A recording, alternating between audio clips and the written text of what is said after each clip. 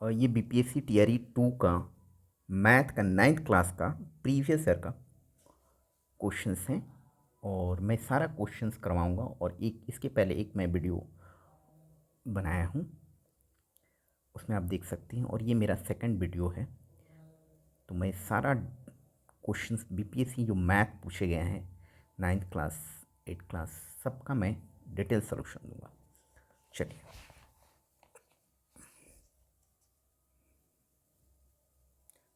ये क्वेश्चन है कि 9 संतरों का विक्रय मूल्य 12 संतरों के क्रय मूल्य के बराबर है तो प्रतिशत लाभ क्या होगा।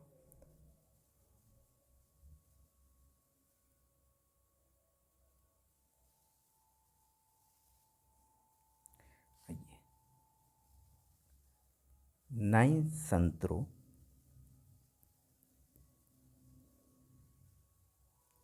का विक्रय मूल्य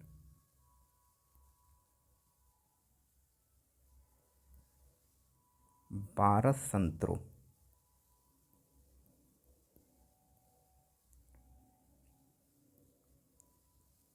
के क्रय मूल्य के बराबर है। तो मैं मान लेता हूँ किसका, एक्स लेट, ठीक है।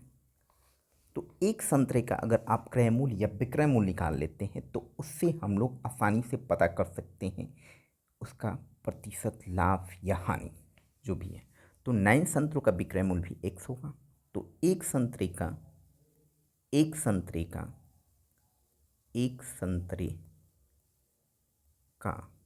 विक्रय मूल्य कितना होगा। अगर 9 संतरे का विक्रय मूल्य एक्स है तो एक संतरे का विक्रय मूल्य कितना होगा, एक्स बाई 9। अगर 12 संतरों का विक्रय मूल्य एक्स है तो एक संतरे का क्रय मूल्य कितना होगा, एक संतरी का क्रय मूल्य एक्स बाई 12, ठीक है। तो प्रतिशत लाभ क्या होगा, प्रतिशत लाभ की बात कर रहा है कि कितना होगा।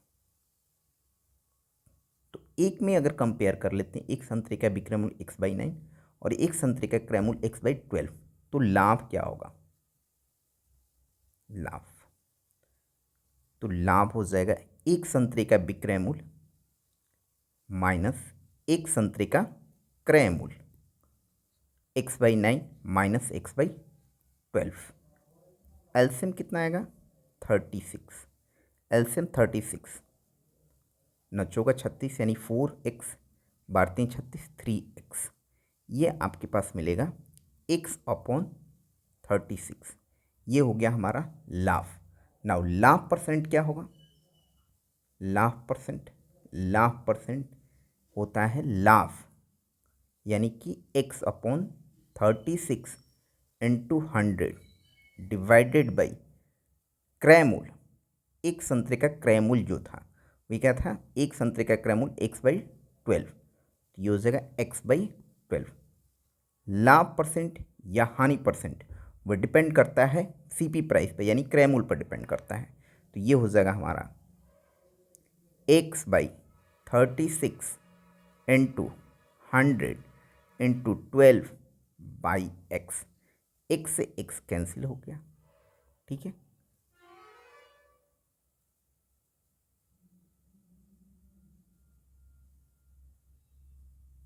बारते 36 100 अपॉन 3, तो लाभ परसेंट कितना हो जाएगा, लाभ परसेंट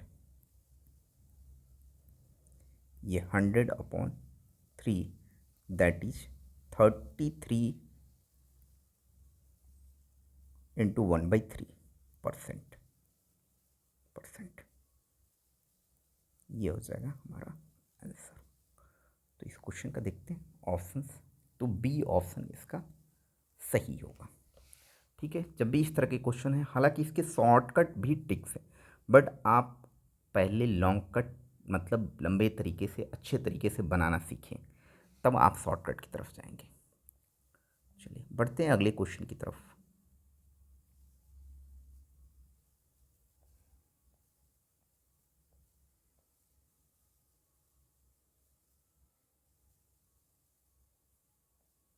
अगला क्वेश्चन है, दो समरूप त्रिभुजों के क्षेत्रफल क्रमशः 81 वर्ग सेंटीमीटर तथा 49 वर्ग सेंटीमीटर है, तो उनकी संगत ऊंचाइयों का अनुपात है। इसके लिए क्या होता है? 4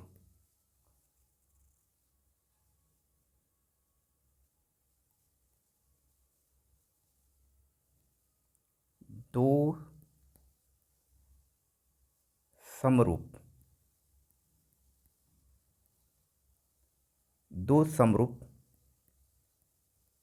त्रिभुजों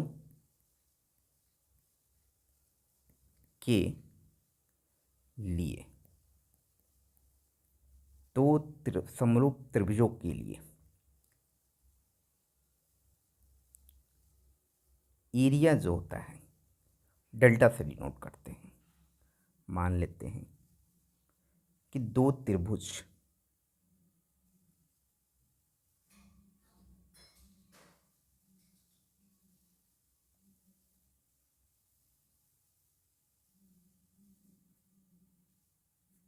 ये दो त्रिभुज है, ठीक है,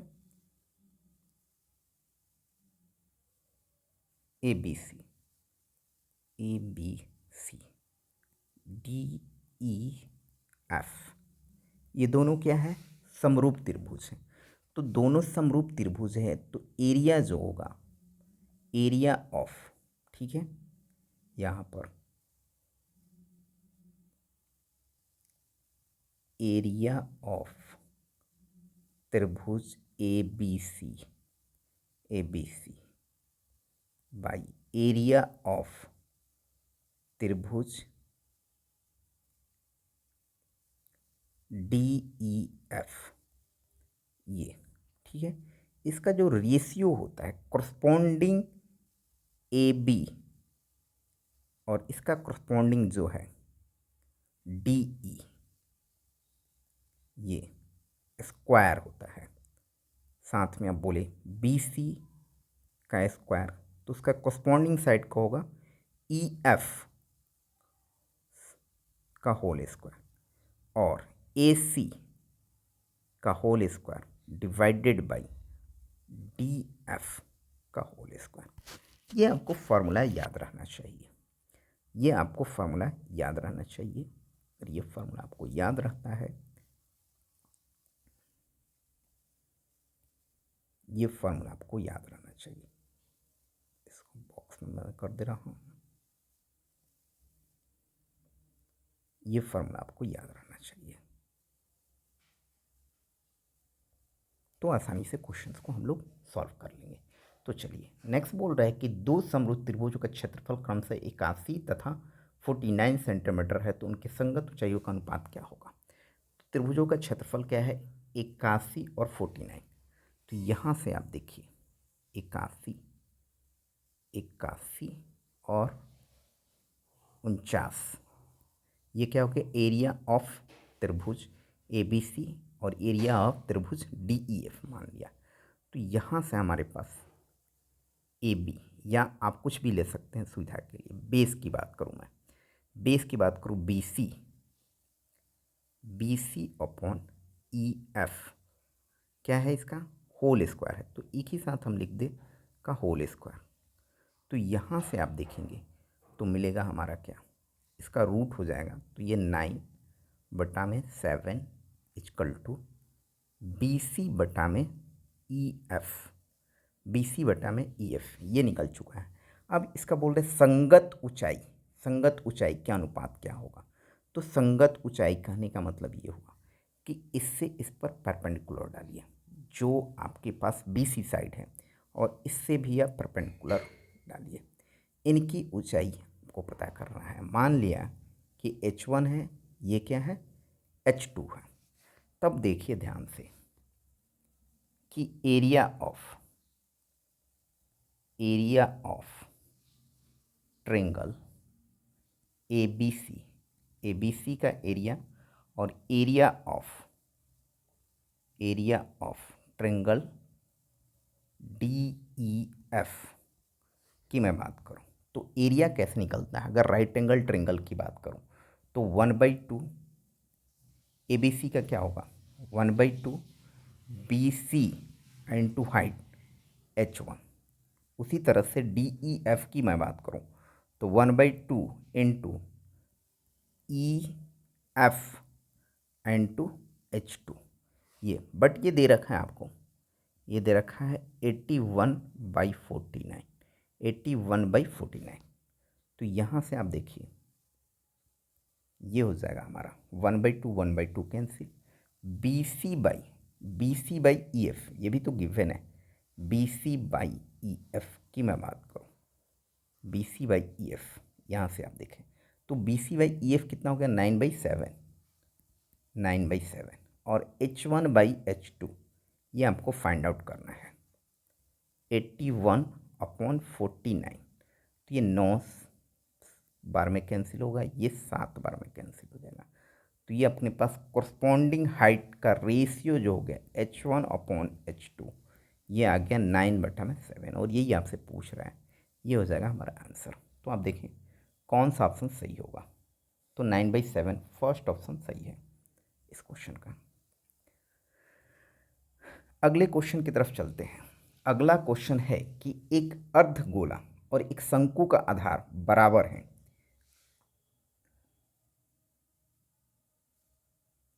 एक अर्धगोला और शंकु का आधार क्या है, बराबर है। चलिए इस क्वेश्चन में देखते हैं। एक अर्धगोला और शंकु का आकार, शंकु का आधार बराबर है। बढ़िया, यहां से अर्धगोला की मैं बात करूं, ये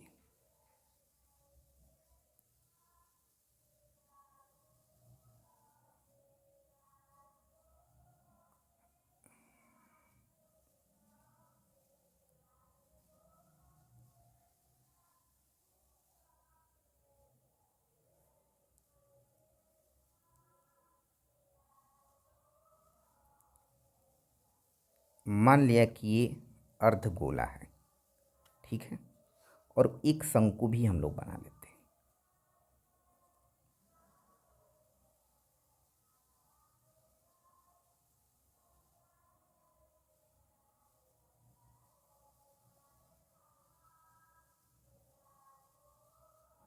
क्वेश्चन में बोल रहा है कि एक अर्धगोला और एक शंकु के आधार बराबर है, मतलब ये आधार जो हो गया, ये बेस की बात करें, ये शंकु बना लिया, ठीक है। यहाँ से ये, तो अगर ये रेडियस आर है तो इसकी भी रेडियस आर होगी, ये अगर आर है तो ये भी आर होगा, बट इसकी हाइट अलग होगी, ठीक है। तो उनकी वृत्त पृष्ठ का अनुपात किया गया, यदि उनकी ऊंचाइयाँ भी बराबर हो। अगर ऊंचाइयाँ बराबर है तो क्या हो गया, आर बराबर एच, मतलब ये आर और ये भी आर, एच मतलब हाइट और आर बराबर हो गया इसका, ठीक है। वर्ग पृष्ठ, वर्ग पृष्ठ की बात, अर्धगोले,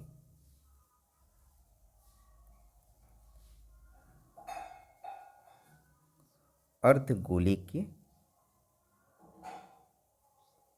वर्ग पृष्ठ, इसके फॉर्मूले क्या होता है,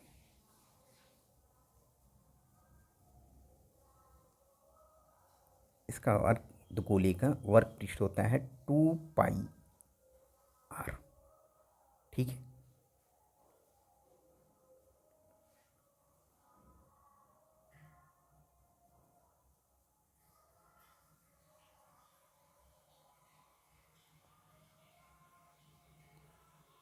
और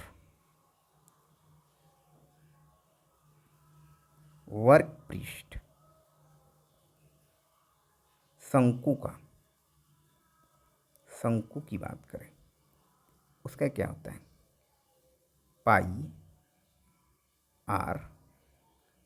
l, ये होता है। तो देखिए आर और आर तो दे रखा है, आर और एच आपस में बराबर है, एल ये होता है। तो आइए, तो एल की वैल्यू हम लोग फाइंड आउट कर लेते हैं। एल जो होगा R² प्लस एच स्क्वायर का अंडर रूट। आर तो आर स्क्वायर है, एच और आर आपस में बराबर होने के कारण ये वी आर, तो यहाँ से हो जाएगा 2r का स्क्वायर, 2r स्क्वायर का रूट यानी √2r। ठीक है, अब ये आपसे पूछ रहा है क्या, तो उनके वर्ग पृष्ठों का अनुपात क्या होगा। तो अर्धगोले का वर्ग पृष्ठ, तो अर्धगोले का वर्ग पृष्ठ यानी कि 2πr। ठीक है, और वर्ग पृष्ठ शंकु का, तो ये क्या होगा πrl। आर तो रेडियस जो है कैपिटल आर हमने लिया है, और एल की वैल्यू कितनी होगी हमारे पास √2r। ये 2π वर्ग पृष्ठ का 2πr स्क्वायर। ठीक है, ये 2πr स्क्वायर सॉरी। तो यहाँ से आप देखें आर से आर कैंसिल, ये दोनों ये कैंसिल, और √2 बार में कैंसिल हो जाएगा ये √2। तो ये आपके पास आ जाएगा √2/1। दैट इज रेशियो की मैं बात करूँ तो √2 रेशियो 1 हो जाएगा। तो ये हमारा इस क्वेश्चन का आंसर हो जाएगा। तो आप देखिए बी ऑप्शन इसका सही है।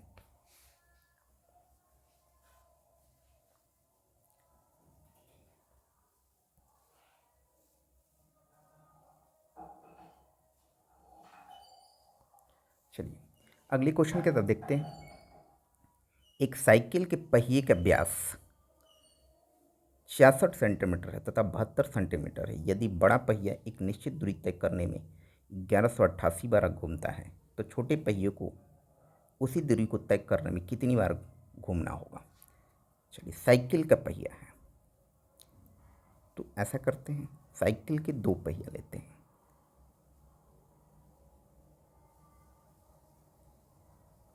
ये और दूसरा छोटा पहिया, ये बड़ा पहिया और ये छोटा पहिया। आगे बोल रहे हैं कि साइकिल के पहिए का व्यास, एक का व्यास है 66 और दूसरे का व्यास है 72। ठीक है, व्यास की बात कर रहा है, तो रेडियस कितना हो जाएगा।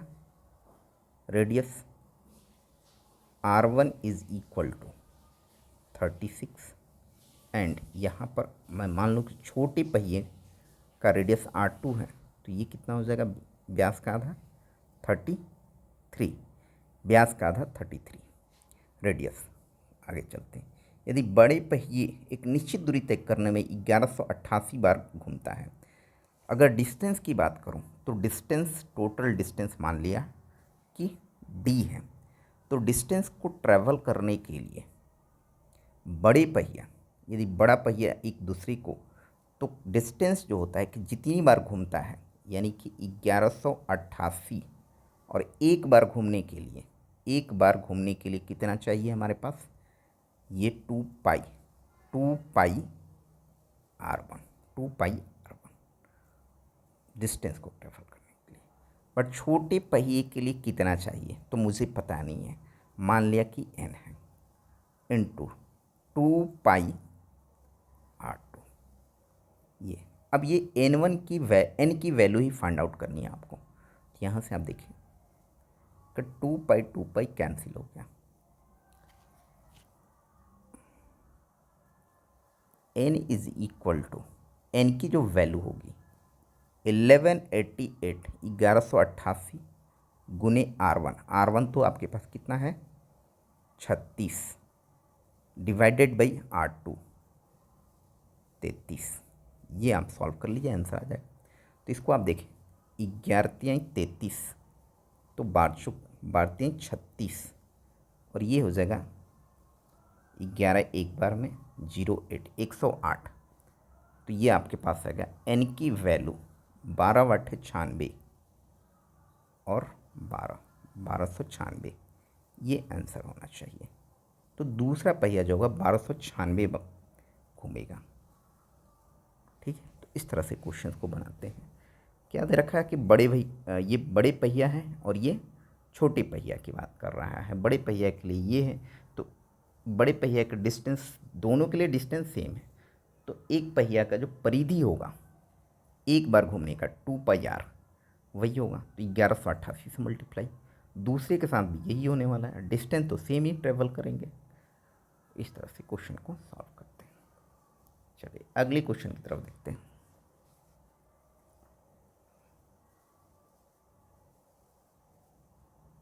किसी वस्तु को 6% तथा 4% से बेचने पर विक्रय मूल्य का अंतर 3 रुपया है, तो उस वस्तु का क्रय मूल्य है। किसी वस्तु को 6% तथा 4% के लाभ। मान लिया कि वस्तु का क्रय मूल्य जो है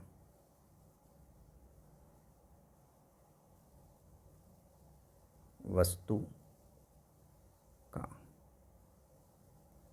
क्रय मूल्य 100 रुपया, ठीक है। वस्तु का विक्रय मूल्य क्या होगा? वस्तु का विक्रय मूल्य 2 बार 6%, मतलब 100 में 6 रुपये के प्रॉफिट, तो ये हो जाएगा 106। फिर बोल रहा है कि वस्तु का 4%, तो अगला जो होगा विक्रय मूल्य क्या होगा 4% के लिए? 104, 104, ठीक है। अब उन दोनों का विक्रय मूल्य का अंतर, यानी कि दोनों का विक्रय मूल्य का अंतर क्या हो जाएगा? अंतर, अंतर विक्रय मूल्य का अंतर, विक्रय मूल्यों का अंतर, अंतर ये दे रखा है आपके पास 3 रुपया, लेकिन हमारा क्या आएगा? 106 माइनस 104, 106 माइनस 104, तो ये कितना हो जाएगा? 3 रुपया। तो यहाँ से हमने देखा कि दो का अंतर 3, तो एक का कितना हो जाएगा? एक का 3/2। अब हमसे क्या पूछना चाह रहा है? तो उस वस्तु का क्रय मूल्य क्या होगा? तो 100 के लिए कितना होगा? एक के लिए जो है 3/2 है, तो 100 के लिए क्या होगा? यानी कि क्रय मूल्य। इस तरह के क्वेश्चंस आपको क्रय मूल्य कितना हो जाएगा? एक के लिए 3/2, तो ये 3/2 से ये हो जाएगा, तो यहाँ से 50, यानी कि 150, 150 इंटू 3, 150 रुपया इसका क्रय मूल्य आएगा। 150 रुपया इसका क्रय मूल्य हो जाएगा। B is the right answer. तो इस तरह से इस क्वेश्चन को बनाते हैं। आप डायरेक्ट भी बोल सकते हैं 6% और 4%, अगर विक्रय मूल्य दिया हुआ है, अगर आपके पास 6% और 4% का ला, तो 6 माइनस 4, यानी कि हमारे पास क्या हो जाएगा? सीधे सीधे आप बोल सकते हैं यहाँ पर ऐसे, इन दोनों का 6 माइनस 4% इज़ इक्वल टू, जो भी आपके पास है यहाँ पर 3 का डिफरेंस है, 3 का, तो ये 2% इजकल टू 3 रुपीज़। तो एक के लिए क्या होगा? 1% बराबर 3/2, इसलिए 100% बराबर, क्योंकि 100 ही हम क्या माने हुए हैं? आपका क्रय मूल्य मानेंगे, तो 100 गुना 3/2 यानी कि 150। तो ऐसे भी आप बोल सकते हैं। ऐसे बहुत फास्ट इस क्वेश्चन को हम लोग ऑब्जेक्टिव में बना सकते हैं, ठीक है। अगले क्वेश्चन की तरफ बढ़ते हैं, देखते हैं अगला क्वेश्चन क्या है।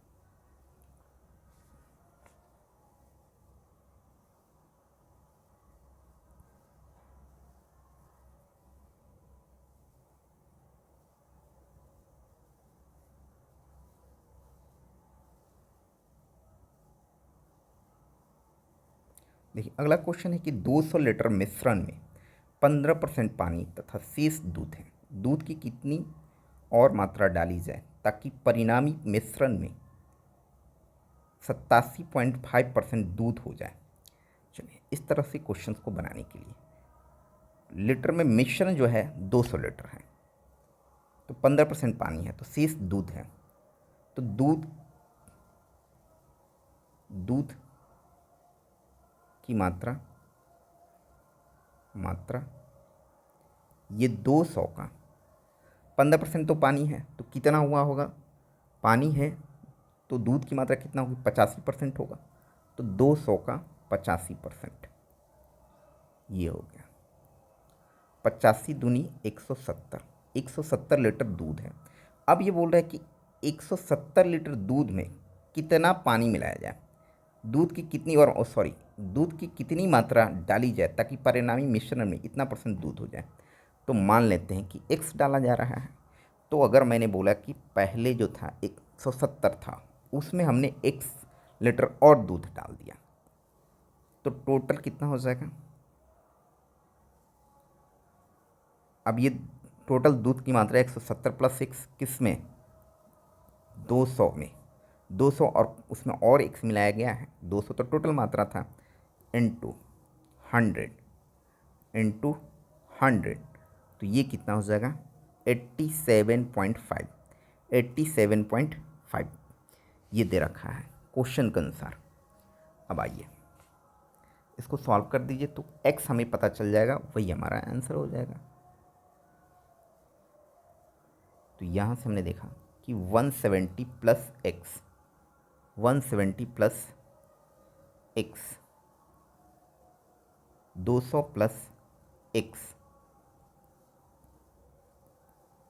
87.5 बाई 100, और यहाँ से हमने सॉल्व करोगे तो 170 plus x by 200 plus x is equal to 87। ये डेसिमल को हटाते हैं तो आपके पास नीचे में क्या हो जाएगा, एक डेसिमल 10 हो जाएगा। यहाँ से आप देखिए ये हो जाएगा 17×5 = 85 और फिर 50×25, तो यहाँ से हो जाएगा 2×5 = 10, ठीक है। फिर यहाँ से हमने देखा 3×5 = 15, 3×5 = 15 और 50×25 तो 20×25 = 100। फिर ये 7×5 = 35 और ये हो जाएगा 4×5 = 20। यहाँ से हमने देखा कि ये आपके पास आ गया 170 plus x 200 plus x is equal to 7/8, 7/8, यह आ जाएगा 0, 8×7 = 56 6, 8 × 8 और 5, 8×5 = 13, 1360 प्लस 8x इजकल टू 7×2 = 14 और प्लस 7x। ये देखें 8x और 7x इस साइड लाएंगे तो ये x होगा, 1400 में से 1360 घटाएंगे तो ये हो जाएगा 40। तो ये हमारा दूध की मात्रा होगी 40 लीटर दूध मिलाने पर ये आपके पास मिलेगा, यानी कि सी द राइट आंसर। इस तरह से इस क्वेश्चन को सॉल्व करेंगे। अच्छा क्वेश्चन था, डिटेल सॉल्यूशन हमने किया। आप ट्रिक्स पर नहीं जाएं, ट्रिक्स पर नहीं जाएं, डिटेल सॉल्यूशन सीखने की कोशिश करें सबसे पहले।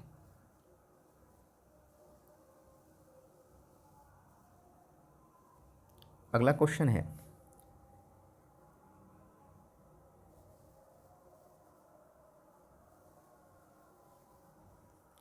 किसी संख्या को 0.72 से गुणा करने के बजाय एक विद्यार्थी ने उस संख्या को 7.2 से गुणा कर दिया। यदि इससे उसका उत्तर सही उत्तर से 2592 अधिक आया तो आरंभिक संख्या क्या है। मान लिया कि आरंभिक संख्या जो है x है, ठीक है। अब उसको क्या करना था कि इसको x को 0.72 से गुना करना था, लेकिन उसने क्या किया, स्टूडेंट ने x को 7.2 से गुना कर दिया। तब क्या हुआ कि ये अपने पास 7.2x जो है 0.72x को अगर घटाते हैं तो ये क्या मिल जा रहा है हमारे पास 2592। तो यहाँ से हमने देखा कि 7.2 में से आप घटाइए तो ये क्या मिलेगा आपको, यहाँ पर आप शून्य कर देते हैं तो 10 में से यहाँ पर शून्य कर लेते हैं तो 10 में से 2 जाएगा तो ये 8 हो जाएगा, और 11 में से 7 जाएगा तो ये 4 हो जाएगा, और यहाँ पर 6 हो जाएगा। फिर से अगेन आप जोड़ लीजिए, 8 2 10, 7 4 12, 6 1 7, तो ये हो जाएगा x इजकल टू 2592। यहाँ से हमने x की वैल्यू फाइंड आउट कर ली, हो जाएगा 2592 अपॉन 6.48। इसको सॉल्व कर लेते हैं, तो ये हो जाएगा 2592 648। इस दशमलव को हटाते हैं तो ऊपर हो जाएगा 100।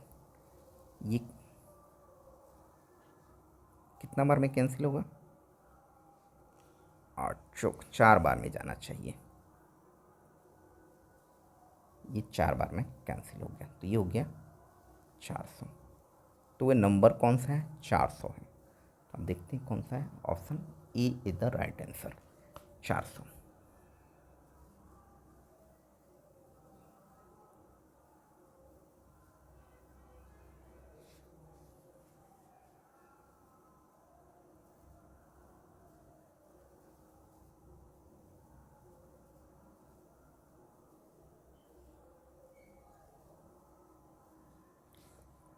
चलिए अगले क्वेश्चन की तरफ देखते हैं।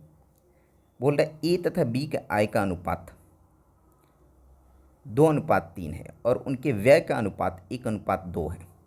यदि उनमें से प्रत्येक की बचत 24,000 रुपये हो तो ए की आय क्या होगी? इस तरह के क्वेश्चंस अक्सर पूछे जाते हैं एग्जाम में। तो चलिए देखते हैं ए और बी का आय का अनुपात।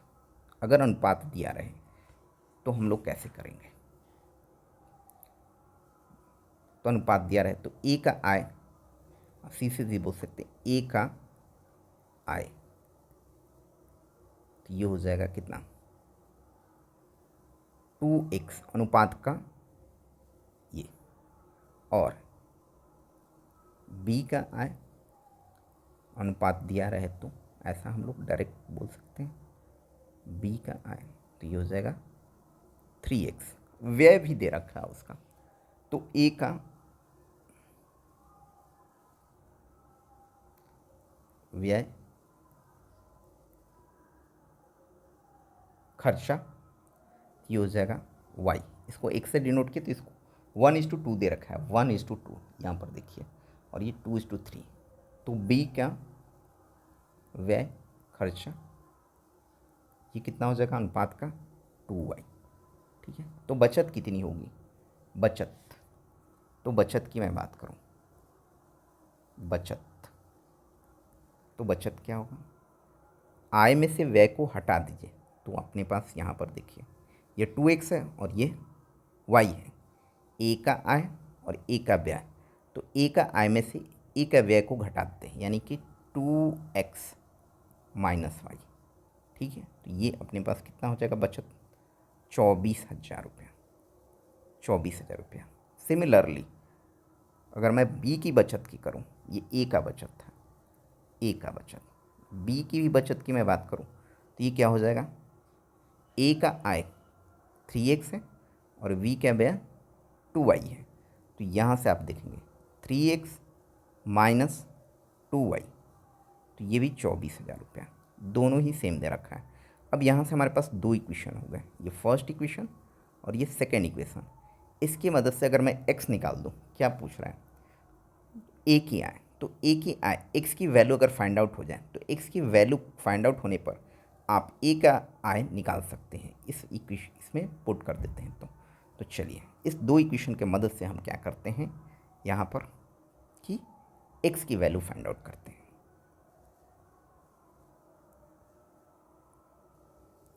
ये दो इक्वेशन हो गए। y को हटाना है तो इसको क्या करेंगे? -2y है और यहाँ पर y है, तो इसको आप y से मल्टीप्लाई कर दीजिए। सॉरी, y से बोल रहे हैं, 2 से मल्टीप्लाई करना पड़ेगा। इसको आप 2 से मल्टीप्लाई कर दीजिए, इसको 1 से मल्टीप्लाई कर दीजिए। साइन कन्वेंशनल चेंज होगा, माइनस हो जाएगा, ये प्लस हो जाएगा, ये माइनस हो जाएगा। तो यहाँ से आपके पास 2y कैंसिल हो जाएगा, 2 से मल्टीप्लाई हुआ था। 2 दूनी का 4, 4x, और ये -3x यानी कि x हो जाएगा डायरेक्ट। और राइट साइड की मैं बात करूँ तो 24 दूनी का 48, 24 दूनी का 48,000 माइनस 24,000। ठीक है, 48,000 में से 24,000 घटेगा तो ये बचेगा 24,000। ठीक है, एक्स की वैल्यू फाइंड हो गई। तो ए का आय इसमें रख देंगे। ए का आय 2x है, तो ए का आय यही आपसे क्वेश्चन में पूछ रहा है। ए का आय हो गया 2x, तो 2 इंटू 24,000, तो ये हो जाएगा 48,000। ये हो जाएगा आंसर। तो ए इज द राइट आंसर। तो इस तरह के क्वेश्चन अक्सर पूछे जाते हैं एग्जाम में, तो ध्यान रखेंगे।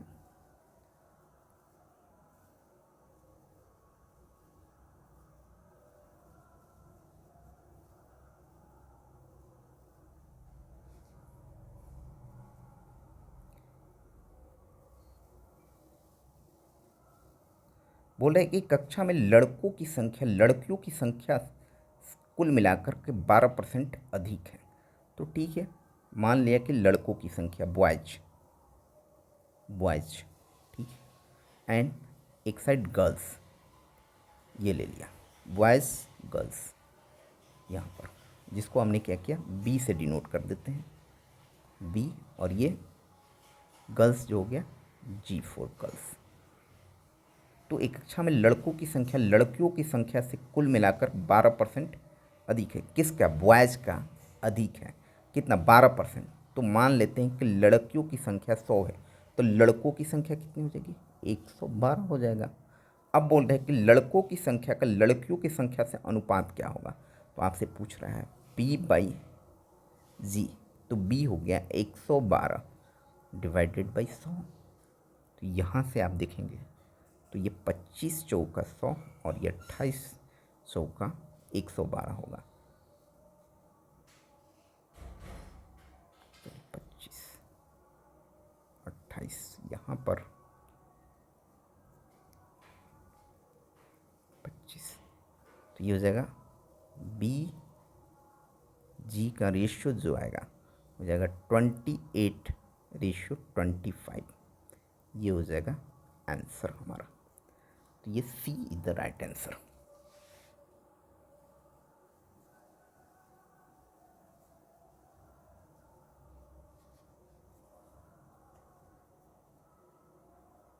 एक निश्चित राशि पर 6 वर्षों का, अगला क्वेश्चन है कि एक निश्चित राशि पर 6 वर्षों और 9 वर्षों का के लिए समान ब्याज दर पर अर्जित साधारण ब्याज का अनुपात क्या होगा।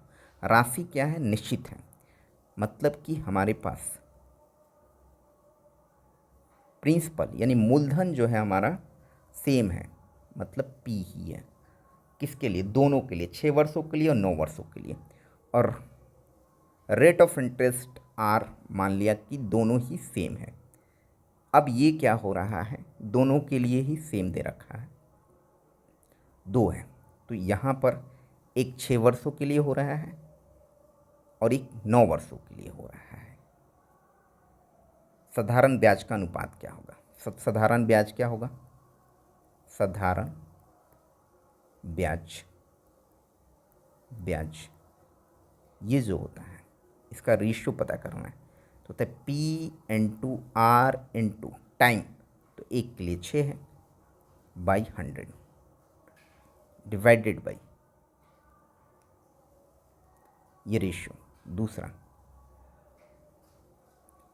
P/R 9 वर्ष डिवाइडेड बाई 100। यही तो निकालना आपसे।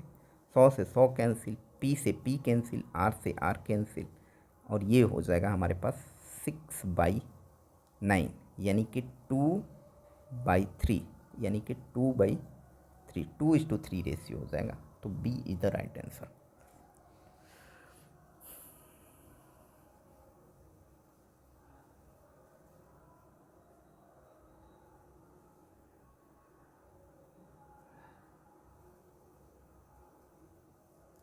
ब्याज की दर 10% प्रति वर्ष से, अगली क्वेश्चन है ब्याज की दर 10% प्रति वर्ष से एक धनराशि 12,500 से 17,500 बनने के लिए आवश्यक वर्षों की संख्या है। ठीक है, 12,500 क्या हो गया? ये P हो गया, 12,000 500, ठीक है, और 17,500 हो रहा है। तो इसका मतलब ये हुआ कि ब्याज जो होगा, ब्याज जो हो जाएगा वो कितना हो जाएगा, 17,500 माइनस 12,500, तो ये आपके पास आ जाएगा 5,000। 5,000 क्या हो गया, इंटरेस्ट हो गया, ब्याज हो गया। तो फॉर्मूला होता है ब्याज is equal to P into R into T divided by 100। तो समय पूछ रहा है आपसे, P की वैल्यू हमें पता है, R की भी वैल्यू हमें पता है, और ब्याज भी हमें मालूम है। तो यहाँ से आपके पास हो गया 5,000 इंटू पी हो गया 12,500, और R जो हो गया 10% दे रखा है शायद, 10%, और टाइम आपसे पूछ रहा है कि कितना होगा। दिस यहाँ से देखिए ध्यान से, तो ये हो गया 1 शून्य से 1 शून्य, और यहाँ पर भी कैंसिल हो गया।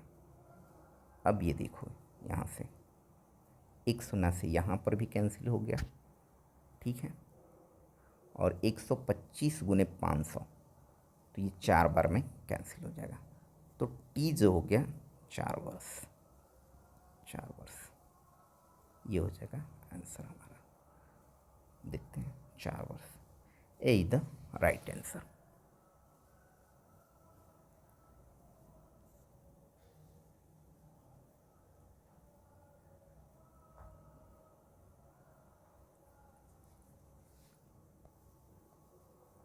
चलिए बढ़ते हैं अगले क्वेश्चन की तरफ।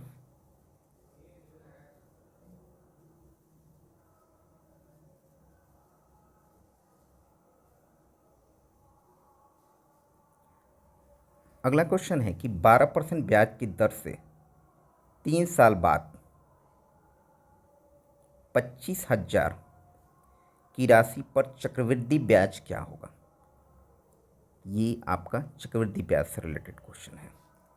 चलिए,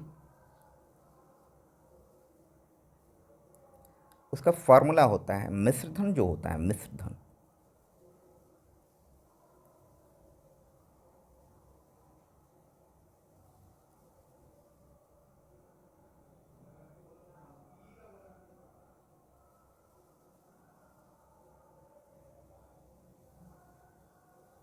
मिश्रधन जो होता है वह होता है मूलधन 1 प्लस R बाई 100 का पावर टाइम।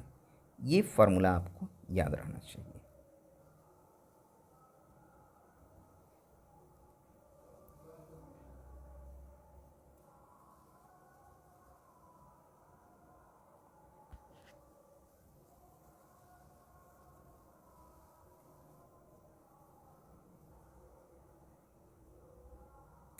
ठीक है, ये फॉर्मूला आपको याद रहना चाहिए।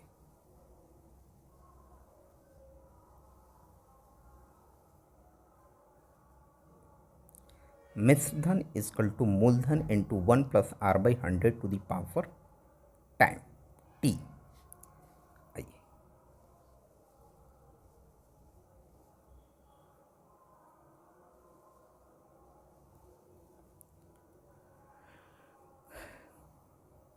हमें क्या निकालना है, चक्रवृद्धि ब्याज। तो मिश्रधन हमें पता हो जाए तो निकल जाएगा। तो इस फार्मूले के अनुसार तो मिश्रधन जो हो जाएगा, मिश्रधन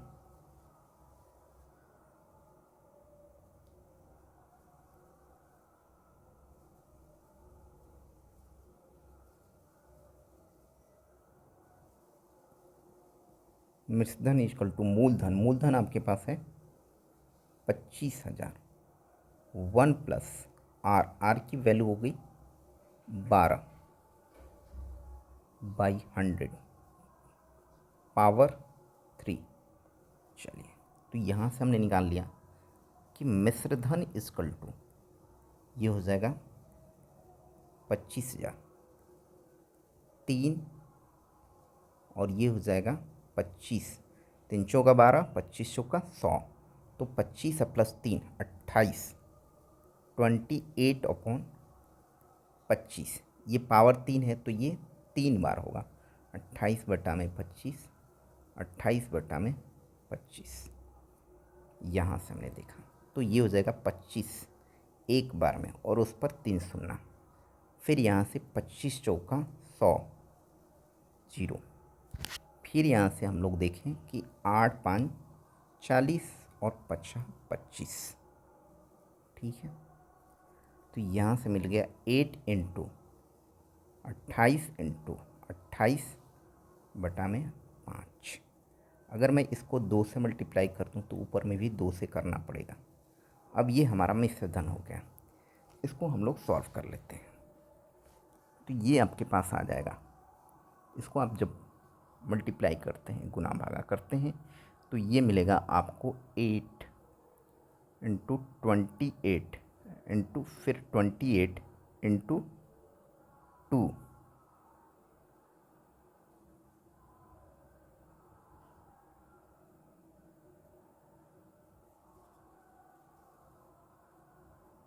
और एक 28 हमारा छूट रहा है, एक 28 और भी था, यहाँ पर देखिए इंटू 28 3 हो जाएगा ना, 28 इंटू 28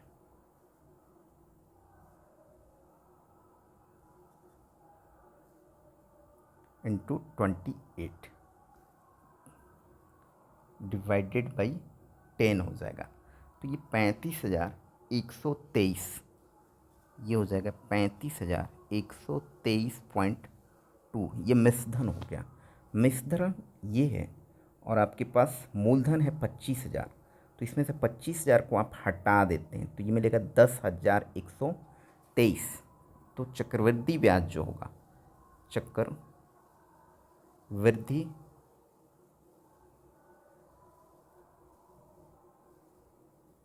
चक्रवृद्धि ब्याज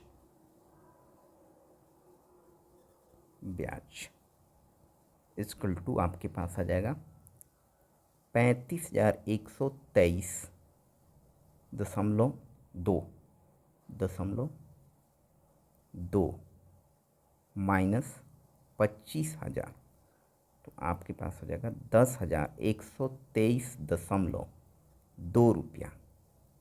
ये आएगा चक्रवृद्धि ब्याज 10,123 रुपया। तो इसका ऑप्शन ए दिख रहा है। इसमें केवल कैलकुलेशन बेस्ड है, थोड़ा सा फास्ट कैलकुलेशन आप करते हैं तो कुछ नहीं, फार्मूला बेस्ड क्वेश्चंस पूछा गया है। चलिए बढ़ते हैं अगले क्वेश्चन की तरफ। अगला क्वेश्चन है कि पाइप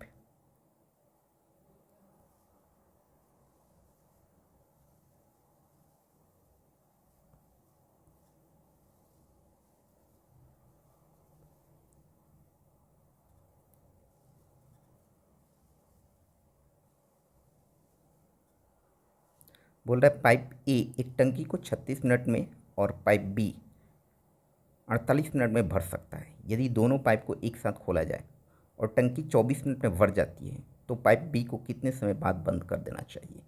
चलिए इस तरह के क्वेश्चंस बनाने के लिए हम लोग क्या करते हैं, ए जो है हमारे पास वे कितने मिनट में टंकी को भर सकता है, 36 मिनट में, और बी भी है जो है वे 48 मिनट में भर सकता है।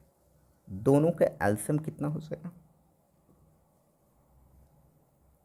दोनों का एलसीएम जो आप निकालेंगे 36 और 48 का एलसीएम, आइए 12 से 12 36 बच्चों को 48 छत्तीस 12 12 144 आएगा, 144 होगा। 36 को 144 से करेंगे तो ये क्या हो जाएगा, 12 36 यानी कि 4 बार में, और 48 से करते हैं बच्चों 48 यानी कि 3 बार में। ये हमारा 4 और 3 क्या हो गया, इफ़िशियंसी होगा। इस तरह क्वेश्चंस बनाने के लिए एक डिटेल्स मैं बता दूंगा आपको पास, जो वर्क और काम से रिलेटेड जो होगा हमारे पास टाइम उसमें रहेंगे तो किस तरह से करते हैं। तो 4 और 3 इसका क्या है, हमारे पास इफ़िशियंसी है। अब देखिए टंकी 24 मिनट भर जाती है तो पाइप बी को कितने समय बाद बंद करना चाहिए। तो 24 मिनट तो ए तो काम किया होगा ना, 24 जो होगा ई तो काम क्या होगा, तो ए की एफिशिएंसी 4 है, तो 24 मिनट के लिए क्या होगा, ए के लिए ए द्वारा काम काम ये टोटल काम है, ये टोटल काम कितना 144 करना है। तो ए द्वारा जो काम होगा, ये ए को तो बंद नहीं कर रहे हैं, तो ये 24 मिनट तक चला, तो यहाँ पर हमारे पास क्या हो जाएगा 24 × 4, 24 × 4 96, 96। अब क्या हो गया, शेष काम शेष काम शेष काम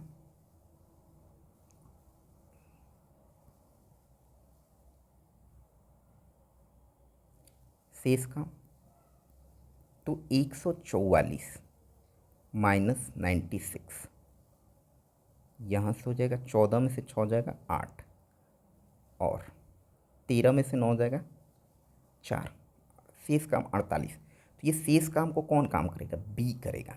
तो बी जो है, बी की एफिशिएंसी 3 है, तो बी को कब बंद किया जाएगा, बी नल बंद करने का समय, ये क्या होगा 48 बटा में कितना है आपके, बी की एफिशिएंसी 3 है, कितना हो जाएगा,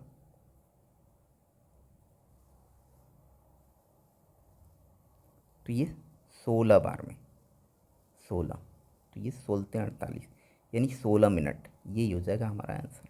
तो बी को 16 मिनट के बाद बंद कर देना होगा। तो ये हमारे पास आ गया, ए इज द राइट आंसर।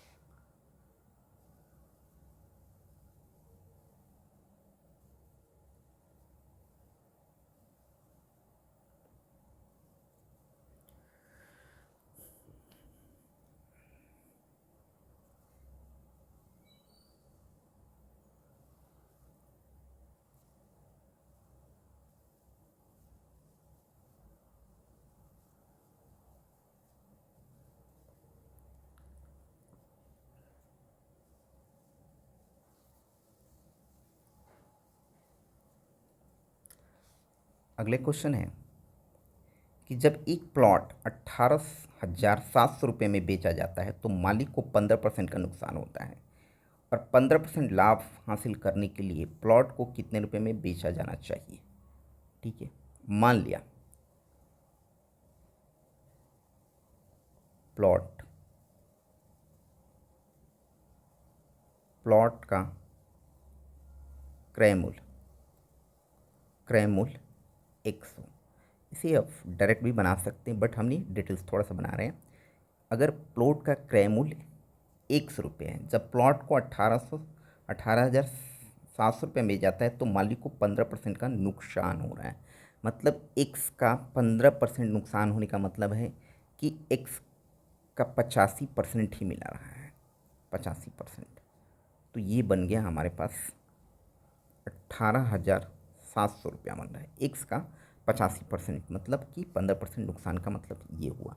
तो विक्रय मूल्य इस तरह से, तो एक्स की जो वैल्यू हो गई, एक्स यानी कि क्रय मूल्य 18,700 इंटू 100 डिवाइडेड बाई 85। अब ये क्रय मूल्य तो निकल चुका है, प्लॉट का क्रय मूल्य हमारा मालूम हो चुका ई दिस। अब उसे 15% लाभ हासिल करने के लिए क्या करना पड़ेगा, 15% लाभ हासिल करने के लिए प्लॉट का 15% लाभ पर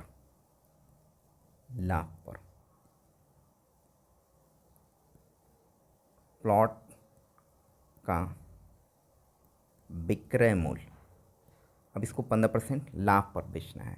तो पहले तो क्रय मूल्य मिल चुका था, ये 18,700 गुने 100 बटा में 85, और इसको 15% लाभ पर यानी 115 बटा में 100, 100 से 100 कैंसिल हो गया। यहाँ पर आप देखिए 17 पचे 85, 17 गुने 5 तो 17 पचे 85 होगा, और यहाँ से आप देखें तो 5 2 पचे 10, 2 पचे 10, 3 पचे 15, ये कैंसिल होगा। 17 से करते हैं हम, 17 एक बार में, फिर ये 17 एक बार में, 2 शून्य तो यहाँ से हमारे पास हो गया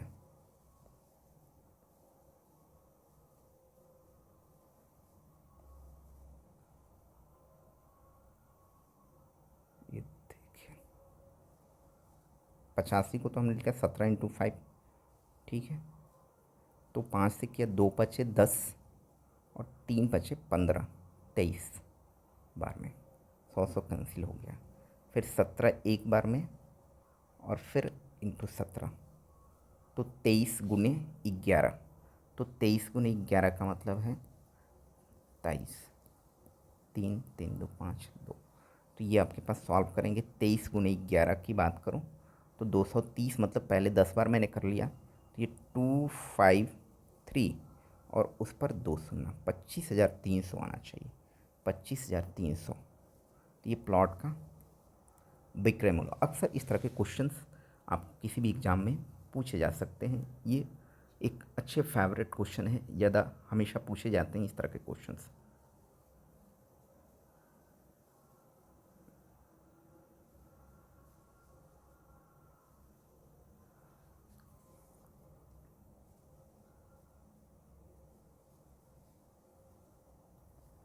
अगला क्वेश्चन है, यदि एक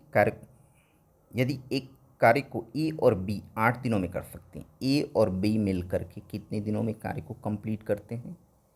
ए और बी, इस बार डबल डबल है, ए और बी किसी काम को 8 दिनों में कंप्लीट करते हैं, बी और सी मिल करके इसी काम को 12 दिनों में कंप्लीट करते हैं, सी और ए इसी काम को 24 दिनों में कंप्लीट करते हैं।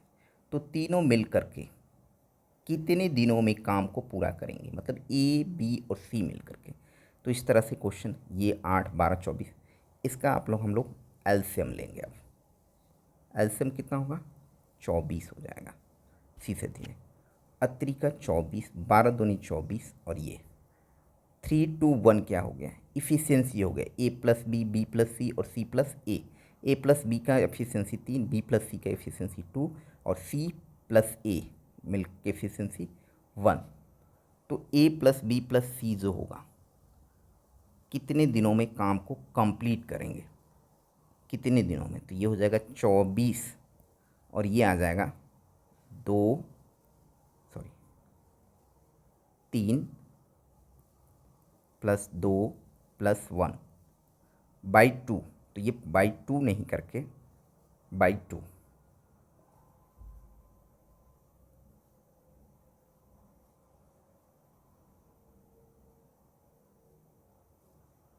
बाई 2, तो ये ऊपर में चला जाएगा।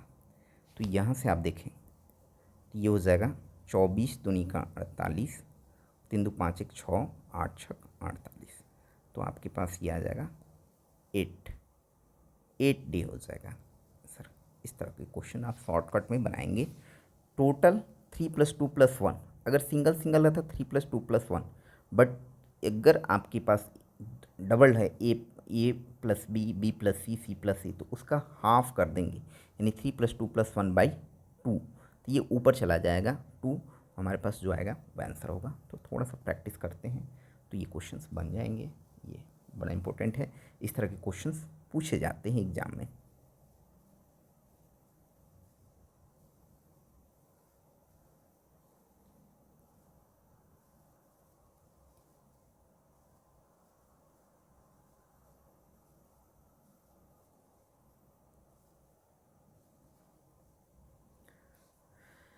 अगला क्वेश्चन है, बहुत आसान है। एक मात्रा x, y से 25% अधिक है तो y x से कितना कम है? चलिए ठीक है, ये हो गया x और ये हो गया y। x जो है y से 25% अधिक है। अगर मैं मान लूँ कि y 100 है तो x कितना होगा? 125 होगा।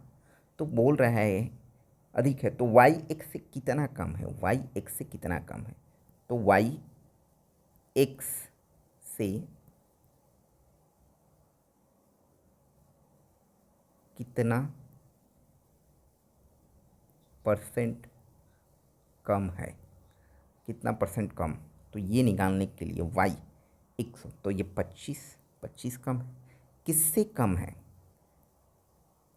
एक्स है तो इंटू 100, ये 25 पाँचे और 20 पाँचे 100, ये हो जाएगा 20%।